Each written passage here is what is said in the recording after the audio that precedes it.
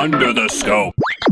So here we are, Jared. It is the latest edition of Under the Scope's mobile movie review, Jared. That's what we're calling it. We had to change the name. We did. Maybe we'll tell that story one day. Yeah, it's a good story. Actually, it's not that great of a story, but it is a story. So it is post-Christmas, and Jared and I have decided to catch up on some of the latest theatrical releases, or at least one release. And by release, yeah, I was going to say, by releases you mean release. Singular. A singular release. And the film we just got out of was Anchorman 2. The legend continues. The Legend of Ron Burgundy continues, starring Will Ferrell, written by Will Ferrell along with Adam McKay. Directed by Adam McKay. Based on characters by Will Ferrell and Adam McKay. And this film featuring Will Ferrell and Adam McKay. Adam McKay. I don't know if he was in the movie. I don't really know what he looks like. Maybe he was somewhere. There's probably a cameo. But this film brings back all the regulars. Classics. Yep. So who are they? Will Forte. Will Forte. Janine Garofalo. No.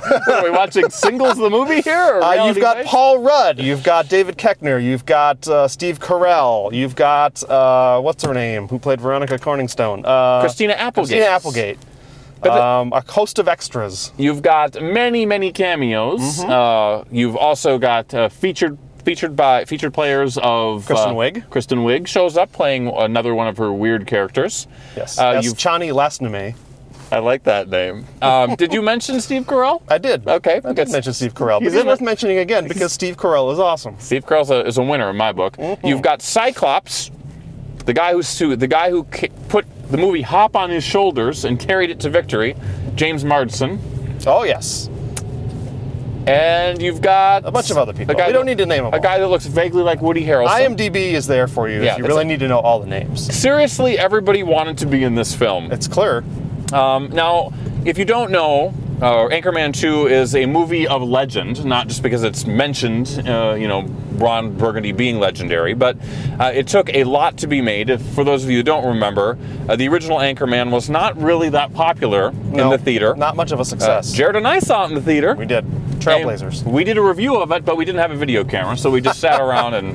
We discussed amongst ourselves. That was the Scope Alpha edition. Mm-hmm. Podcasting wasn't a thing yet. It was not. And we brought it to the masses. But what brought Anchorman to the masses? The home video world, like you said. You gestured at me like I was supposed to say something. Yeah, it kind of found its footing on DVD. In fact, it did well enough that they released sort of a direct video sequel, I guess, which was culled from outtakes and alternate footage from the first film called Ron Burgundy, The Legend More? I don't know. More Begins or something like that. There was more Ron Burgundy stuff. Yeah. Now, I think I own it, but I don't know if I've actually watched it. Yeah, I'm in the same boat. It was exciting at the time because we used to buy every DVD in the world. Now, I will go on record, if you did not see my original review of Anchorman, because if you did, you were sneaking a peek in my living room. You know what I'm saying. I was not I was not like the hugest Anchorman fan. I thought that it was an uneven film that was funny at times. Has its moments. It has its moments, but it definitely was not this cult classic that what it ended up turning into. And that may be just because of my age. You know, maybe when you're watching films at a certain age, maybe you're in your teens and you see them on cable a lot or whatever, they resonate with you more. You know, the lines stick with you. This was not that film for me. I think the last one for me, like that was probably Something About Mary. That was sort of my last big comedic touchstone of a film. Anchorman is a film of moments. You have certain scenes or certain lines that are really, really funny, and it's almost like it was tailor-made for the YouTube generation. Sure. Where you want quick bites of comedy. So I imagine it did really well on home video because people could find their favorite moments and watch them again and again, share them with friends, and have a good time. And then YouTube came and ruined the home video market. So 10 years later or whatever, Anchorman 2 is... Here, it was made through a lot of blood, sweat, and tears. They rented cameras, they hired crews, and they went to locations, and they made a film. And for a movie that was very, very difficult to be made, it's amazing the amount of press and publicity and marketing they put into this film. Yeah. And we saw the movie a couple days after Christmas, as we're driving home right now, and the theater was packed. So at least at our screening, there are mainstream audiences going to see this film. You were telling me that the box office returns, Box office are probably was a little not soft. great. A little soft. Not great. So let's talk about Anchorman 2 then, Jared. Let's do it. So it is the story of Ron Burgundy taking on the 24-hour news culture. Yep. He starts out down on his luck. He's no longer... Wait, he starts out... I correct myself. Not down on his luck. They start out, he and Veronica Corningstone, our husband and wife news team in New York, local news, doing really well. And they think it's time maybe that they're going to move up to the big leagues, to the prime time. They've been doing weekends. And it turns out that... they're only half right. The big boss man is retiring. The main anchor is retiring. And he wants Veronica Corningstone to take over his seat. Yep. And he wants Ron Burgundy out the door. You're fired. You're the worst. He S-canned him. So Ron Burgundy retreats back to how does he say it? Santiago. Santiago. That's how you really where say he is down on his luck at that point, and eventually gets approached by a gentleman from the new Global News Network. GNN, 24-hour cable news with an offer to come to New York and to anchor the news. So he goes and he recruits his best news team in America, whatever he calls them. Yeah. All your favorites, and they head off to New York to do cable news. Brand new frontier of cable news. The only downside is they're stuck at the 2 a.m. slot. Yeah. So go figure, against all odds, Ron Burgundy's news team creates massive success, which is kind of a sly, how they do it is a bit of a sly rip on what news is now. Mm-hmm. They did it with stories about America and how great America is, and cute pet stories and deadly weather stories. Yes. And throughout their rise to glory, they also do crazy expose stories, and they also little known fact, Ron Burgundy was the creator of the televised car chase. So a lot of it's talking about the nebulosity. That's a word I just made of. It's fantastic. It's a fantastic word. Of modern day news. Mm-hmm. So you have this story going, and then as Jared mentioned earlier, it's just a bunch of vignettes as you go through following Ron Burgundy's life. And there's going to be some ups, there's going to be some downs, there's going to be some triumphs, some falling back down into the pits of despair. His hubris, the hubris of Ron Burgundy destroys his career, and then he must rise from the ashes. Eventually he finds himself, he centers himself, and he finds out what's truly is important in his life. Yes. And along the way, he gets into a massive multi-news team brawl in a park. Yeah, which, is just a little bit of what they did last time, but just a little bit more over the top. Yes. So I said earlier in this review, our Scope mobile movie review, that I was a little hot and cold on the original Anchorman. This film was exactly the same. Exactly, 100%. We had a full house, as I said earlier, and people didn't get it for the most part. And I think Jared and I wanted to get it, and it swung big, but it was really uneven. It really tries to give you. I mean, there are really some truly hilarious scenes. Don't be thinking that this is just a waste of your time, because there are definitely some moments that are worth it and are really funny. But for the most part, the story doesn't necessarily make sense. Character motivations shift wildly, even within a scene, to serve wherever the story needs to go. Not that yes, it's a crazy absurdist comedy.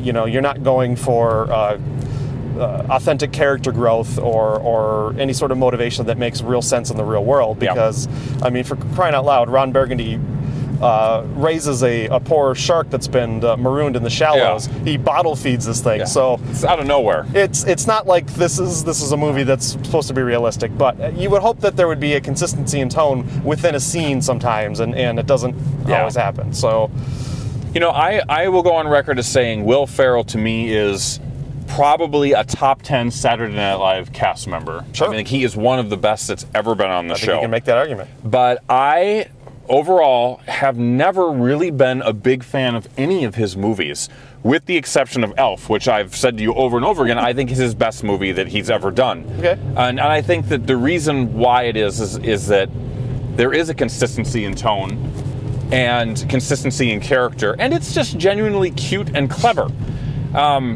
Anchorman, along with a lot of his other films, just swings all over the place, and the goal for the absurdist humor isn't always, to me, the end game isn't always big laughs. Sometimes it's head scratching, sometimes it's like you're just sitting there quietly uncomfortable. It's just, I'm not always laughing at it. But I agree with you. I mean, there are moments in this movie that are really, really funny. And maybe this movie would have been a great 5-minute SNL sketch. But to be a 2-hour movie with really 20 minutes of trailers, which is its own other story, it just left me kind of feeling the same as I did with the first one. And I'm a bit disappointed by that. I was hoping that with more time, maybe it could have been a little bit more fully formed. Even though I like the take on what their commentary on what news is today, even though it was probably 15 to 20 years too early. I think the film is definitely at its best when it is satirizing our current 24-hour cable news cycle. Yep. And you know, basically they have storylines about, you know, just we said it. There's patriotic stories, there's animal stories, and they even touch on cable news where you can create the news if you're in league with a corporation or if you're owned by a corporation and all that stuff. I think it's at its best from a storytelling perspective when it's doing that. Now, does that necessarily make sense with the characters? Maybe not. Yeah.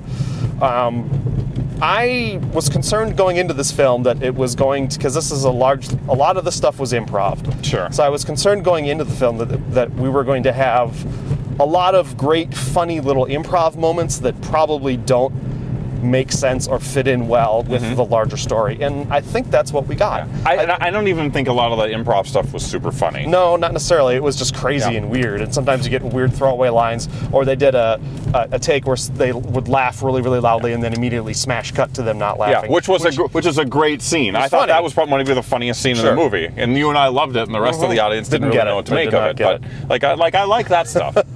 But it's just I hope that maybe they had on paper they had a better script and a more coherent story that maybe got lost in the weeds a bit when they started doing the improv and decided to kind of lean towards more the funnier improv moments versus the purely story moments. Let me ask you a question, Jared. I think this is a great question. This is a super cast. There's a lot of really good people in here. But would you say that anyone in this cast, their role in this film was the best thing they've ever done? Oh, no way. That's the thing. I mean, you have such good people in here, and it's not even close. No way. As a matter of fact, I think that, and I like Steve Carell. I think this character for him is maybe one of my least favorite Steve Carell characters. Like, I don't get it. I don't get it. It's probably I don't like, in his pantheon of characters, it's not my favorite, but for some reason, I think in this film, I liked Brick almost the most. Yeah, I agree with you, but what does that say? That's sort of, I liked his interplay with Kristen Wiig. Even though she wasn't very good in this film. I mean, they didn't give her a lot to work with. And they gave them a couple scenes, but I really wanted them to develop that more. But it's Ron Burgundy's story, so I guess I'm not going to get that. Yeah. So, I think we've said enough about this film. We have. We should probably give it a score. Let's give it a score. The Scope score is 1 3/4 star. So 1 3/4 stars. Maybe worth it if you like this type of comedy. If you really liked Anchorman, there is no doubt in my mind that this is the movie for you. Yeah, but maybe you want to wait around until it's on Netflix. Yeah. Or you can buy it cheap. And then boost it into a super movie again, and we'll have Anchorman 3 in another 10 years. I don't know. Not sure if I want that. Yeah. I'm not sure where you go with Anchorman with Ron Burgundy after this. Yeah, you sort of covered the what news is, what it becomes, so I don't really know what to say on that. Yeah, they've already lampooned the current day, so, well, whatever. We'll see in 10 years, I guess. So there we go. Well, that's our score for the latest edition of our Scope Mobile Movie Review. Mobile Movie Review. That's really tough to say. Maybe you don't say it. There we go. Maybe I won't say it. So for Jared, I am Shane. Thanks for watching. And that's Jared. Make sure you follow us on YouTube, Jared. Subscribe us to us comment below. On Facebook. Share this episode with a friend or an enemy. Tell everybody about it is what we're getting at. So there we go. We're out of here. Shane Crest out. Peace. Ladies and gentlemen, we find ourselves once again at the end. I hope you've enjoyed our time together. I know I have. Fear not, Scope faithful. Days shall pass as if they were but a moment, and Jared, Adam, and Shane will return with another thrilling episode. Until then, send your comments to comments@thescopeshow.com or leave a voicemail message by dialing 612-21-SCOPE. That's 612-217-2673. Thanks for listening, faithful fans. This is Tony Partington saying arrivederci. Tune in next time to another terrific edition of The Scope.